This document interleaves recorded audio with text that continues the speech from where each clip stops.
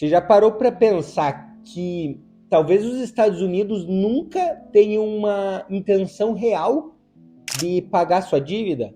E se eu te disser que existe um plano silencioso para desmonetizar parte dessa dívida, que hoje é 37 trilhões, usando Bitcoin e stablecoin como ferramenta? Até soa um pouco teoria da conspiração, mas é exatamente o que um dos principais assessores do Putin afirmou no Fórum Econômico Oriental na Rússia. E hoje eu vou te mostrar como essa estratégia ela poderia funcionar e por que, de certa forma, os Estados Unidos já começaram esse processo, mas de uma forma um pouco mais invisível. Então, para a gente começar, vamos entender o que o Anthony Kobiakov, que é o assessor direto do Putin, disse em relação a isso. Америка прямо сейчас пытается поменять правила на рынке золота и криптовалют. Вспомните, какой у них долг. 35 триллионов долларов. Гоняя всех куда? В криптовалютное облако. Со временем, когда часть госдолга США будет размещена в стейблкоинах, США обесценит этот долг. Basicamente, o que ele diz é que os Estados Unidos está preparando um movimento para empurrar o mundo para dentro de uma nuvem cripto e transferir parte da sua dívida para lá. A ideia seria bem simples, criar uma forma de espalhar essa dívida através de instrumentos digitais, principalmente as stablecoins, e depois depreciar essa dívida com uma inflação controlada. Ou seja, em algumas palavras, é deixar o mundo inteiro carregando o custo dessa dívida. Mas calma que eu vou te explicar um pouco melhor. A economia, por natureza, ela é deflacionária. Então vamos imaginar que a gente está em um mundo sem toda essa dívida e toda essa necessidade que o mundo tem de mais impressão de dinheiro para que a máquina continue rodando. Vamos tirar isso de lado. Se a quantidade de dinheiro no mundo ficasse constante, a tendência seria que os preços caíssem com o tempo. Porque a produtividade ela aumenta. As pessoas encontram maneiras de fazer mais fácil e mais rápido o desenvolvimento das coisas e tornar elas cada vez mais acessíveis. O padrão ouro, ele funcionou assim por séculos. E durante todo esse período a gente viu inovações crescendo, bens cada vez mais baratos e um progresso real acontecendo na sociedade. O que distorce esse processo natural de certa forma é a capacidade dos governos de criar cada vez mais dinheiro. Por isso, quando você vê ações, imóveis, Bitcoin subindo de preço, na verdade não é o ativo que está subindo, e sim o dólar que está valendo cada vez menos perante ele. E isso não é novo. Desde a Segunda Guerra Mundial, os Estados Unidos já paga a sua dívida com esse truque da inflação. Imagine que o mundo inteiro ele pode ser precificado em $1.000.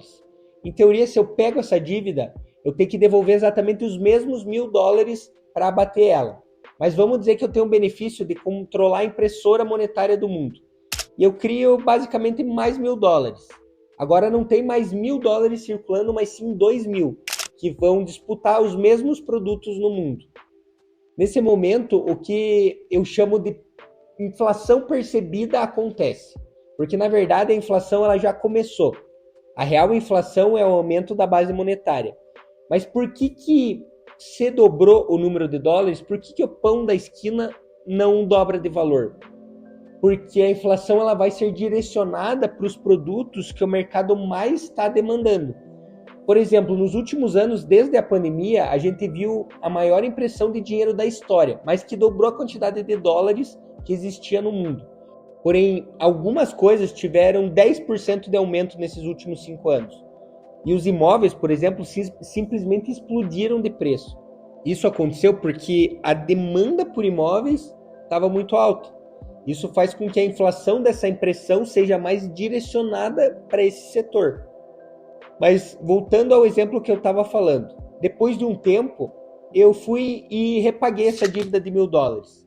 Eu devolvo, mas esse valor ele já não compra mais as mesmas coisas. Eu paguei minha dívida, mas na prática eu transferi parte do custo. Isso é a depreciação da dívida.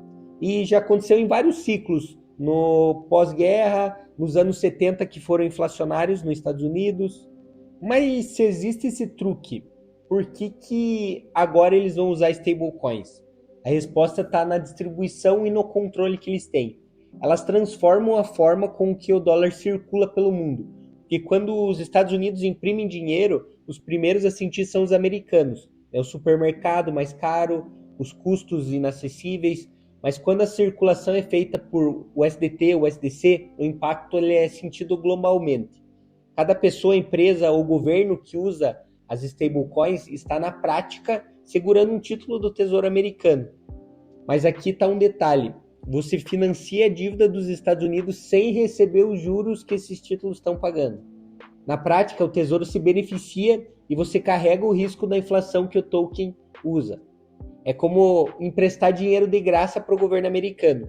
E o que antes era mais complexo para os investidores do mundo inteiro, que era investir em T-bills, em títulos, se tornou mais simples. Você faz via smartphone em segundos com custo quase zero. Ou seja, eles ajudam a financiar a dívida e quando o dólar se desvaloriza, o prejuízo é compartilhado por todos os usuários do mundo inteiro. É uma inflação nova, uma inflação exportada, um imposto invisível global. Só que existe um problema. Ninguém confia totalmente nesse sistema. Se a gente pegar as maiores empresas que fazem as emissões de stablecoin, como a Tether e a Circle, elas publicam relatórios de reserva, mas ainda assim são empresas privadas, difíceis de prever com 100% de certeza. Se a gente lembrar em 1971, quando o Nixon acabou com a conversão dólar e ouro, o mundo já viu o que acontece quando os Estados Unidos acabam mudando a regra do jogo. E agora a gente entra em uma outra peça que é o Bitcoin. O Michael Saylor, da MicroStrategy, chegou a sugerir abertamente para o Trump vender todo o ouro que eles têm e comprar em Bitcoin. A lógica dele era clara: se os Estados Unidos segurassem milhões em Bitcoin, poderiam desmonetizar o ouro, ativo que a China vem acumulando há anos, e transferir valor para uma rede que eles conseguem controlar de forma indireta. O governo nunca assumiu isso publicamente, mas para mim as empresas privadas, como a própria MicroStrategy, funcionam como um teste de laboratório para ver como que vai funcionar esse tipo de compras de Bitcoin. Daí mais tarde, se o Bitcoin se consolidar como ativo estratégico, basta o governo tomar participação em algumas dessas empresas e eles já acumulam grandes participações. Assim, os Estados Unidos eles teriam uma exposição sem nunca ter compras diretas. Por isso as stablecoins são muito mais do que simples dólares digitais. Elas são a ponte que permite para os Estados Unidos espalhar esse custo da inflação para fora das suas fronteiras, de uma forma mais eficiente, rápida e politicamente mais aceitável. Já não é uma questão de se os Estados Unidos vão tentar fazer essa desvalorização da dívida. Isso já começou. E se você olhar do ponto de vista russo, isso é uma ameaça ao sistema atual. Do ponto de vista americano, já é uma solução, porque a dívida americana se tornou impagável. E para mim, tudo vai acelerar ainda mais no momento que houver o colapso do sistema. Esse vai ser o momento ideal para que o Fed salve o mercado, dando injeção de liquidez absurda, claro, novamente muito exagerada, para que os bancos comprem dívidas que valem 100 por 20 ou 30. Mas isso é assunto para outro vídeo. Caso você queira entender melhor como que funciona esse sistema e preparar uma carteira antifrágil, eu deixei um link na descrição para você. E caso você já participe do mercado financeiro, tanto no Brasil quanto global, e tenha mais de 100 mil reais, eu vou deixar um link aqui também na descrição com um formulário para eu te ajudar. Eu vou te ajudar a estar totalmente preparado para ganhar com esse colapso de mercado que a gente está próximo de ver. No fim, o assessor russo ele não estava inventando nada. Ele só deu voz a alguma coisa que já está se movimentando. Os Estados Unidos eles vão usar todas as ferramentas possíveis, como o dólar, stablecoins, até Bitcoin, para proteger o trono deles de reserva mundial. A grande questão é se você quer se posicionar antes ou quando esse movimento já estiver claro para todo mundo. Eu deixo esse questionamento para você, porque é muito importante você entender qual é o direcionamento da tua carteira para que você consiga fazer os melhores investimentos possíveis e surfar em todo esse movimento. Até o próximo vídeo.